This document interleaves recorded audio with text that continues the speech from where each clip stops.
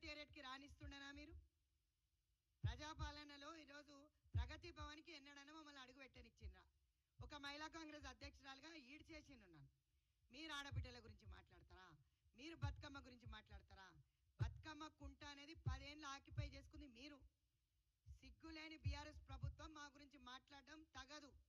సబితా ఇంద్రారెడ్డి కానీ, సునీత లక్ష్మారెడ్డి కానీ, సత్యవతి రాథోడ్ గారే కానీ మాట్లాడేటప్పుడు ఆలోచించి మాట్లాడాలి. మీరు ఏ సింబల్ మీద గెలిచిండ్రు? మీకు ప్రజలు కాంగ్రెస్ చెయ్యి గుర్తు మీద ఓటేస్తే దొంగ దెబ్బ కొట్టిపోయింది మీరు. మళ్ళీ ఇప్పుడు తిరిగి వస్తామని అంటుంది కూడా మీరు. ఆ పాలన 10 ఏళ్ళ దొంగలు దోసుకున్నట్టు దోసుకొని ప్రజల సొమ్మంతా నెత్తికి 2-3 లక్షల రూపాయలు అప్పు పెట్టి ఈరోజు మమ్మల్ని అందరినీ రోడ్డు మీదకి ఇచ్చింది. ఒక పక్కన బీజేపీ జీఎస్టీలు వేసి ఇప్పుడు జీఎస్టీలు తగ్గించి డ్రామా చేస్తుంది. ఈరోజు ఏ విధమైన పాలన మేము చేస్తున్నాం అనేది ఒక్కసారి కళ్ళు మూసుకొని కాదు, కళ్ళు తెరిచి చూడండి. రైతు రుణమాఫీ చేయలేదా? ఈరోజు ఆడబిడ్డలు తిరుగుతుంటే మీకు ఎందుకండి కడుపు మంట? 200 యూనిట్ల కరెంట్ ఇయ్యలేదా? ఇస్తలేరా? మీకు కనపడకపోతే రండి, కళ్ళు దొబ్బితే నేను చూపిస్తా. ఏది కూడా మీరు మాట్లాడేటప్పుడు కొంచెం ఆలోచించి మాట్లాడితే బాగుంటుంది అనుకుంటా. సన్న బియ్య పథకం బ్రహ్మాండంగా అమలవుతుంది.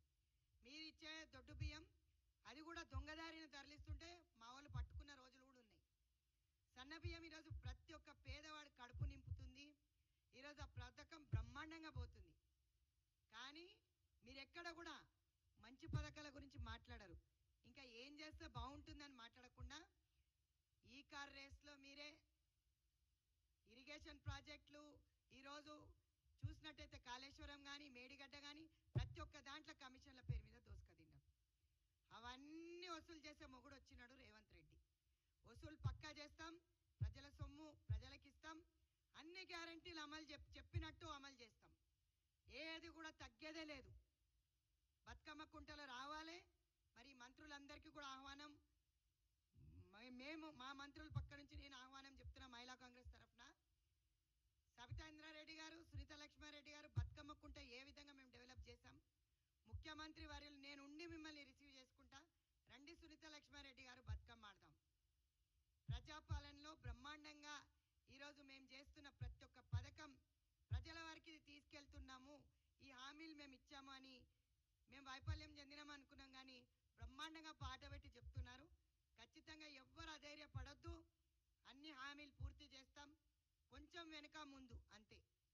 ఎందుకంటే ఈ లక్షల వేల కోట్లు బడ్జెట్ల ఈ కార్ రేసింగ్లా వీళ్ళు దోసుక తిన్నది ఏదైతే సంతోష్ రావే కానీ, హరీష్ రావే కానీ ఈరోజు క్లియర్గా కవితమ్మనే చెప్తుంది మన ఆయన దగ్గర మొత్తం దోసుక తినడని.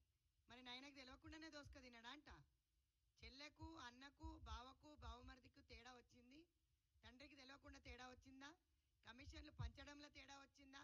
అది మొట్టమొదట అది తెలుసుకోవాల్సిందిగా కోరుతున్నా.